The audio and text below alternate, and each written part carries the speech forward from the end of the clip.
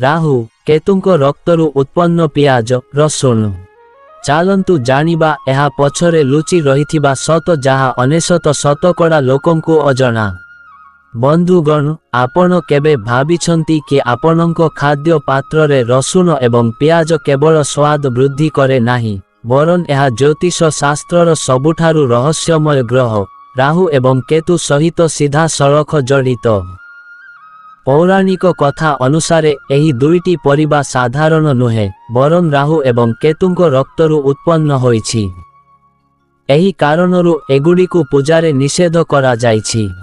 ପୌରାଣିକ କଥା, ଅମୃତର ଏକ ବୁନ୍ଦାରୁ ପିଆଜ ଏବଂ ରସୁଣ ଜନ୍ମ ହୋଇଥିଲା। ଯେତେବେଳେ ଦେବତା ଏବଂ ରାକ୍ଷସମାନେ ସମୁଦ୍ର ମନ୍ଥନ ସମୟରେ ଅମୃତ ପାଇଲେ, ରାହୁ ଏବଂ କେତୁ ଛଳନା କରି ଅମୃତ ପିଇଦେଲେ। ଭଗବାନ ବିଷ୍ଣୁ ତୁରନ୍ତ ସୁଦର୍ଶନ ଚକ୍ର ଦ୍ୱାରା ସେମାନଙ୍କର ମୁଣ୍ଡ କାଟି ଦେଇଥିଲେ। ସେହି ସମୟରେ ରାହୁଙ୍କ ରକ୍ତରୁ ପିଆଜ ଏବଂ କେତୁଙ୍କ ରକ୍ତରୁ ରସୁଣ ଉତ୍ପନ୍ନ ହୋଇଥିଲା। ଏହି କାରଣରୁ ସେମାନଙ୍କୁ ରାହୁ କେତୁଙ୍କ ସନ୍ତାନ କୁହାଯାଉଥିଲା। ଏହି ପୌରାଣିକ କଥା ସେଗୁଡ଼ିକୁ ତାମସିକ ଖାଦ୍ୟ ବର୍ଗରେ ରଖିଥିଲା ଏବଂ ଧାର୍ମିକ ରୀତିନୀତିରେ ସେଗୁଡ଼ିକୁ ପରିତ୍ୟାଗ କରିବାର ପରମ୍ପରା ଆରମ୍ଭ ହୋଇଥିଲା। ରାହୁ ଏବଂ କେତୁଙ୍କ ସହିତ ଜଡ଼ିତ ତାମସିକ ପ୍ରବୃତ୍ତି। ରାହୁ ଏବଂ କେତୁ ଉଭୟ ମଣିଷ ମଧ୍ୟରେ ଆସକ୍ତି, ଭ୍ରମ ଏବଂ କାମନା ବୃଦ୍ଧି କରନ୍ତି। ପିଆଜ ଏବଂ ରସୁଣର ସେବନ ଏହି ପ୍ରବୃତ୍ତି ଗୁଡ଼ିକୁ ତୀବ୍ର କରିଥାଏ। ଚେତନାର ଉପରେ ପ୍ରଭାବ। ସାଧନା ସମୟରେ ସେମାନେ ମନକୁ ଅସ୍ଥିର କରନ୍ତି, ଧ୍ୟାନ ବିଚଳିତ କରନ୍ତି ଏବଂ ମାନସିକ ବିକାର ବୃଦ୍ଧି କରନ୍ତି। ରୋଗ ଏବଂ ଔଷଧ। କୁଣ୍ଡଳୀରେ ରାହୁ କେତୁଙ୍କୁ ରୋଗ ସୃଷ୍ଟିକାରୀ ବୋଲି କୁହାଯାଏ। ଆଶ୍ଚର୍ଯ୍ୟଜନକ କଥା ହେଉଛି ପିଆଜ ଏବଂ ରସୁଣ ଅନେକ ରୋଗର ଉପଚାର ମଧ୍ୟ, ବିଶେଷ କରି ରକ୍ତ ଏବଂ ହୃଦୟ ବିକାର ଅର୍ଥାତ୍ ରାହୁ କେତୁଙ୍କ ସମସ୍ୟାର ଚିକିତ୍ସା ସେମାନଙ୍କ ନିଜ ସନ୍ତାନଙ୍କ ଠାରୁ ସମ୍ଭବ। ସାଧନା ଏବଂ ଧର୍ମରେ ନିଷେଧ। ନବରାତ୍ରି, ଏକାଦଶୀ, ସୋମବାର ବ୍ରତ, ଗୁରୁବାର ଉପବାସ ଭଳି ପବିତ୍ର ଅବସରରେ ପିଆଜ ଏବଂ ରସୁଣ ନିଷେଧ। ଚନ୍ଦ୍ର, ଗୁରୁ ଏବଂ ଶୁକ୍ରଙ୍କ ପୂଜାରେ ଏଗୁଡ଼ିକର ସେବନ ମନକୁ ଅସ୍ଥିର କରିଥାଏ। ଏହି କାରଣରୁ ମନ୍ଦିରର ଭୋଗ ଏବଂ ପ୍ରସାଦରେ ଏମାନଙ୍କୁ ସ୍ଥାନ ମିଳେ ନାହିଁ। ଶାସ୍ତ୍ରୀୟ ପ୍ରମାଣ। 1. ଭଗବଦ୍ ଗୀତାରେ ଖାଦ୍ୟକୁ 3ଟି ବର୍ଗରେ ବିଭକ୍ତ କରାଯାଇଛି, ଯଥା ସାତ୍ୱିକ, ରାଜସିକ ଏବଂ ତାମସିକ।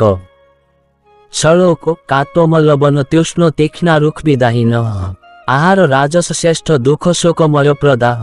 ଏଠାରେ ଯେଉଁ ଖାଦ୍ୟ ଅତ୍ୟନ୍ତ ତୀକ୍ଷ୍ଣ ଏବଂ ପୋଡ଼ାଜଳା ସୃଷ୍ଟି କରେ ତାହାକୁ ରାଜସିକ, ତାମସିକ ଭାବରେ ବର୍ଣ୍ଣନା କରାଯାଇଛି।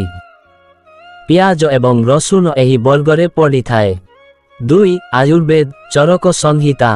ରସୁଣକୁ ଏକ ଔଷଧ ଭାବରେ ବିବେଚନା କରାଯାଏ, ଯାହା ରକ୍ତ ଶୁଦ୍ଧିକରଣ ଏବଂ ହୃଦରୋଗରେ ଲାଭଦାୟକ। କିନ୍ତୁ ଧ୍ୟାନ ଏବଂ ଉପବାସ ସମୟରେ ଏହାକୁ ଏଡ଼ାଇବା ଉଚିତ, କାରଣ ଏହା ଶରୀରର ଯୌନ ଇଚ୍ଛା ଏବଂ ତୃଷାକୁ ବୃଦ୍ଧି କରେ। 3. ପୌରାଣିକ କଥା। ସମୁଦ୍ର ମନ୍ଥନ, ଭାଗବତ ପୁରାଣ, ବିଷ୍ଣୁ ପୁରାଣ ଉଲ୍ଲେଖ ରହିଛି। ଯେତେବେଳେ ରାହୁ ଛଳନା କରି ଅମୃତ ପିଇଥିଲେ, ବିଷ୍ଣୁ ତାଙ୍କର ମୁଣ୍ଡ କାଟି ଦେଇଥିଲେ। ଏହା ବିଶ୍ୱାସ କରାଯାଏ ଯେ ପିଆଜ ଏବଂ ରସୁଣ ତାଙ୍କ ଶରୀରରୁ ପଡ଼ିଥିବା ରକ୍ତ ବୁନ୍ଦାରୁ ଉତ୍ପନ୍ନ ହୋଇଥିଲା। ସେଥିପାଇଁ ସେମାନଙ୍କୁ ରାହୁ କେତୁଙ୍କ ସନ୍ତାନ କୁହାଯାଏ। 4. ମନୁସ୍ମୃତିର ଉଲ୍ଲେଖ। ମନୁସ୍ମୃତି ବ୍ରାହ୍ମଣ ଏବଂ ସାଧକଙ୍କ ପାଇଁ ନିଷିଦ୍ଧ ଖାଦ୍ୟ ବିଷୟରେ ଉଲ୍ଲେଖ ଅଛି, ଯେଉଁଥିରେ ରସୁଣ ଏବଂ ପିଆଜକୁ ମଧ୍ୟ ଅଶୁଦ୍ଧ ବୋଲି ବିବେଚନା କରାଯାଉଥିଲା। ଲସୁନମ୍ ଗ୍ରାମ୍ୟ ଶୋଣିତମ୍ ମସ୍ମୂଲକାପିନ୍ୟକମ୍ ପରମନ୍ନମ୍ ଚ ଯଚନ୍ୟଦମିଷମ୍ ପ୍ରାଣିନଃ ସ୍ମୃତିମ୍। 5. ବୈଷ୍ଣବ ଏବଂ ଶୈବ ପରମ୍ପରା। ଗୌଡ଼ୀୟ ବୈଷ୍ଣବ ପରମ୍ପରା ପିଆଜ ଏବଂ ରସୁଣକୁ ତାମସିକ ବୋଲି କହି ସାଧନାରେ ପରିହାର କରାଯାଏ। ଶିବପୁରାଣରେ ମଧ୍ୟ ସାଧକଙ୍କୁ ତାମସିକ ଖାଦ୍ୟ ପରିହାର କରିବା ପାଇଁ ନିର୍ଦ୍ଦେଶ ରହିଛି। ରାହୁ କେତୁ ଦୋଷ ଏବଂ ଉପଚାର। ଯଦି ଆପଣଙ୍କ କୁଣ୍ଡଳୀରେ ରାହୁ କେତୁ ସମ୍ବନ୍ଧୀୟ ଦୋଷ, କାଳସର୍ପ ଯୋଗ, ରାହୁ ମହାଦଶା, କେତୁ ଅନ୍ତର୍ଦଶା ଅଛି, ତେବେ ଏହି ଉପଚାର ଗୁଡ଼ିକର ଲାଭଦାୟକ ପ୍ରଭାବ ଅଛି। ସାତ୍ୱିକ ଖାଦ୍ୟ ଗ୍ରହଣ କରନ୍ତୁ ଏବଂ ପିଆଜ ଏବଂ ରସୁଣ ତ୍ୟାଗ କରନ୍ତୁ। ରାହୁ ପାଇଁ କଳା ରାଶି, ନୀଳ ବସ୍ତ୍ର, ସୋରିଷ ତେଲ ଦାନ କରନ୍ତୁ। କେତୁ ପାଇଁ କମ୍ବଳ, କୁକୁରକୁ ଖାଦ୍ୟ, ରାଶି ତେଲ ଏବଂ ପଶମ ବସ୍ତ୍ର ଦାନ କରନ୍ତୁ। ଓମ୍ ରାମ ରହବେ ନମଃ ଏବଂ ଓମ୍ କେତବେ ନମଃ ମନ୍ତ୍ର ଜପ କରନ୍ତୁ।